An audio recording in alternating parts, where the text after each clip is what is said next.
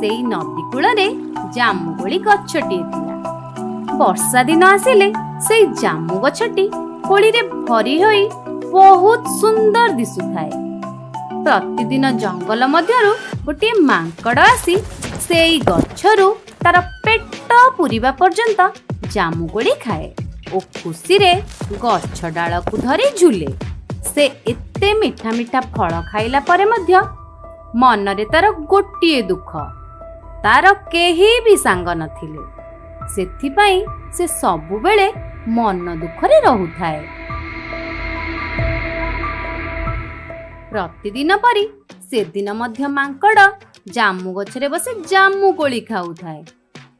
ହଠାତ୍ ସେ ଦେଖିଲା ଗୋଟିଏ କୁମ୍ଭୀର ନଦୀରୁ ଉଠି ଆସି ଗଛ ତଳେ ବସି ତାକୁ ଚାହିଁ ରହିଛି। ମାଙ୍କଡ କୁମ୍ଭୀରକୁ ଦେଖି ଗଛରୁ ପେନ୍ଥାଏ ଜାମୁକୋଳି କୁମ୍ଭୀର ପାଖକୁ ପକାଇଦେଲା।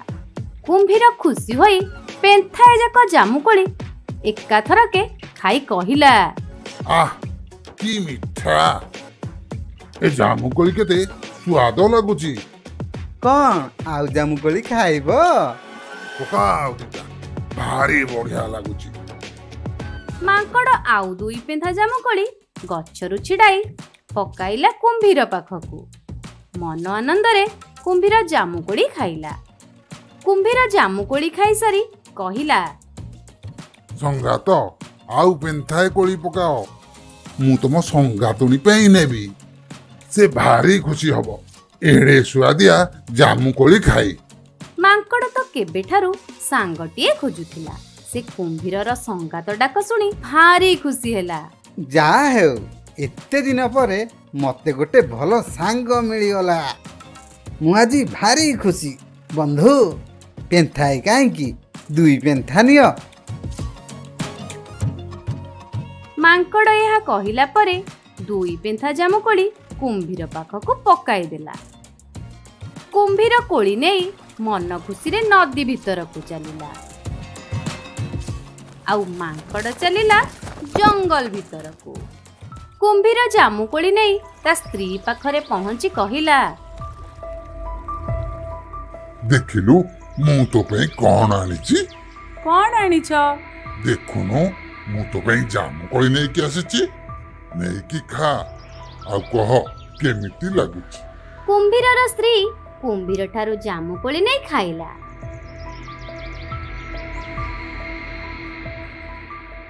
ଏଡେ ସୁଆଦିଆ ଜାମୁକୋଳି ତମେ କୋଉଠୁ ଆଣିଲ? ନଦୀ କୂଳରେ ଗୋଟେ ବଡ ଜାମୁକୋଳି ଗଛ ଅଛି। ସେଇ ଗଛରେ ଏମିତି ସୁଆଦିଆ ଜାମୁକୋଳି ହେଇଛି। ହଇଓ, ଜାମୁକୋଳି ତ ଗଛ ଉପରେ ହୁଏ, ତମେ କିପରି ଜାମୁକୋଳି ଆଣିଲ?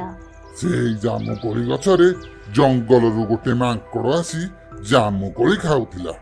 ମୁଁ ତାକୁ ସଙ୍ଗାତ ଡାକିବାରୁ ସେ ଭାରି ଖୁସି ହେଇଗଲା ଓ ଖୁସି ହେଇ ମତେ ଜାମୁକୋଳି ଖାଇବାକୁ ଦେଲା। କୋଳି ସୁଆଦିଆ ଥିବାରୁ ତୋ ପାଇଁ କିଛି ମାଗିକି ଆଣିଲି। ମାଙ୍କଡ କଣ ସବୁଦିନ ଆସି ସେ ମିଠା ଜାମୁକୋଳି ଖାଏ?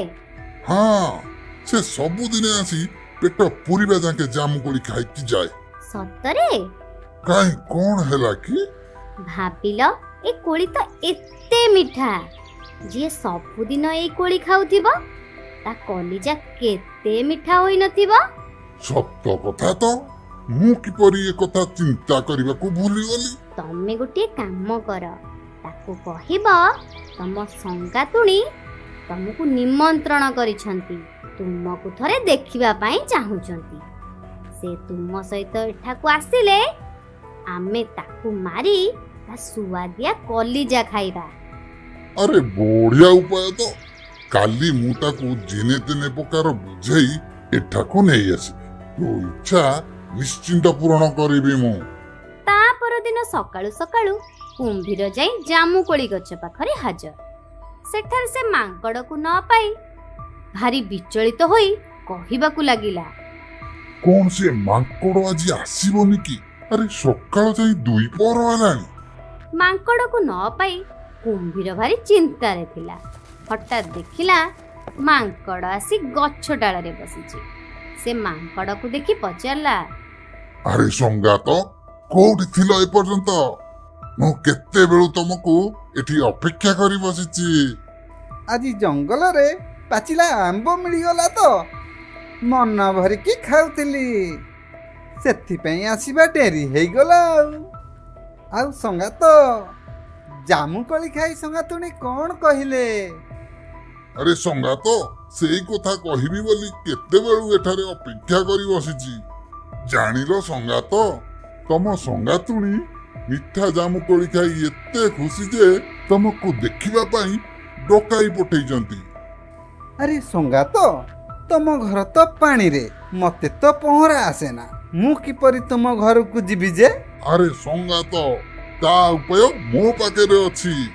ତମେ ମୋ ପିଠିରେ ବସିବ, ମୁଁ ତୁମକୁ ନେଇଯିବି, ଆଉ ଅନ୍ଧାର ହବା ପୂର୍ବରୁ ମୁଁ ତୁମକୁ ଆଣି ଛାଡ଼ିଦେବି। ହଉ ତାହେଲେ ଚାଲ ଯିବା, ଆଜି ତମ ଘର ବୁଲିକି ଆସିବା। ମାଙ୍କଡ଼ ଗୋଟିଏ କୁଦାରେ କୁମ୍ଭୀର ପିଠିରେ ବସି ପଡ଼ିଲା। ଏବେ ଦୁହେଁ ଚାଲିଲେ ନଦୀ ଭିତରକୁ। କିଛି ବାଟ ଗଲା ପରେ ନଦୀ ମଝିରେ କୁମ୍ଭୀର ଜୋରରେ ପହଁରୁଥିବାର ଦେଖି ମାଙ୍କଡ଼ କହିଲା, ଆରେ ସଙ୍ଗାତ, ଟିକେ ଧୀରେ ଧୀରେ ଚାଲ, ମତେ ଭାରି ଡର ଲାଗୁଛି। ଆରେ ମୂର୍ଖ, ଡରିଲେ କ'ଣ ହବ?